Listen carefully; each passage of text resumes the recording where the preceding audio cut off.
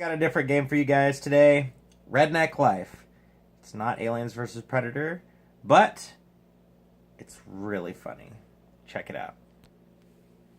So my friends over at Bustin Games, I got to meet them in person. They're really nice people. They're here from Portland, Oregon, and they've been all over Oregon actually. And this game is ridiculous. If you're a redneck, you might be offended. If not, you're going to have a great time with this game. So, if you play the game of life, the whole game is about going through life and doing all the things that you have to do.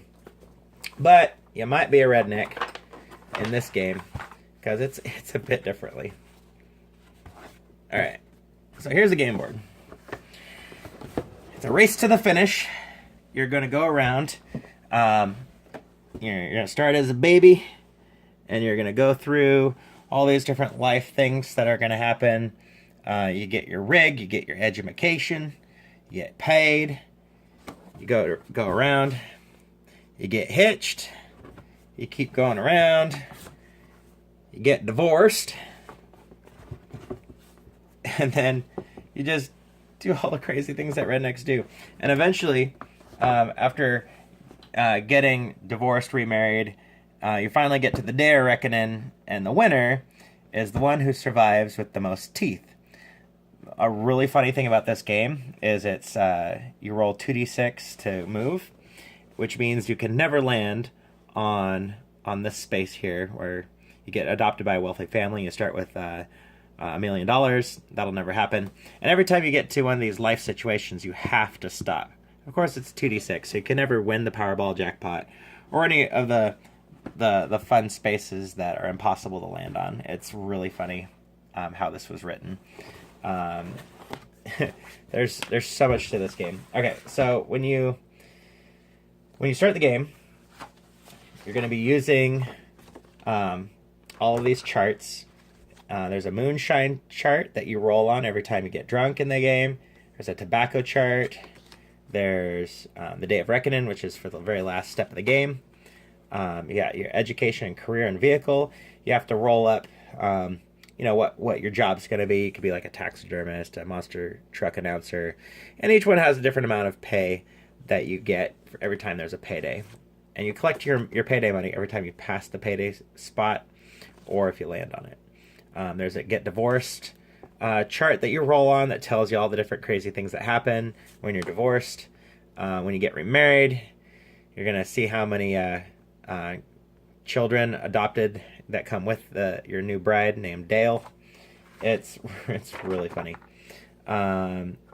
Here's the rules. Really simple sheet that tells you how to play. And then you've got your rigs. Now here's where the game gets really colorful. The rigs tells you how many kids you can have riding on the rig and how much it's worth. You've even got Clancy, the mini pooper over here. You can actually fit 2 kids while driving that vehicle. It's so funny. And you can lose your rigs in demolition derbies, DUIs, all kinds of funny things will happen to your rigs in the game. And it's really sad. My wife, every time she plays, she loves Clancy because he's the donkey. And she always loses Clancy due to horrible things like DUIs and demolition derbies. It's so funny. And yes, these are pictures of actual cars. Also, you get to pick a house. The house just has a value attached to it. They don't really do anything other than have a particular value. So you get the house that you can afford. When you lose your house in the divorce, different things happen with the money and things like that. You got, of course, your redneck money, for just like in the game of life. You have the money that you have to spend on things every time you get paid, and you also have your debt checks by Uncle Clem's Check and Scram. This is debt that you go into during the game. You can pay off your debt with your job and by getting money from different things. But at the end of the game, for every $100 in debt that you have, you lose a tooth. And here's your scorecard. Here's all your teeth. You scribble these out as you play the game due to, you know, bar fights, going into debt, things like that. You have your list of youngins and all the child support you're gonna have to pay. You have your spouse's name and income, your education. You can choose to have insurance or not. If you don't have insurance, it could bite you in the butt later. But you don't. You're a redneck. You don't need insurance if you don't want to pay for it. So it's really fun. You can make up your own redneck name as well. When I talked to the people at the that were selling this game, they gave me some bottle caps to use as tokens to replace the tokens that were in the game. So they recommend using beer bottle caps instead of the pieces they provide. So it was really funny. And then you got your Go Redneckin' cards, which are just random events that happen. You take a load to the dump, bring back more than you took. Sell at the flea market, collect $25. So these are really fun things that happen. Redneck Revenge. You can use this card now or save until needed.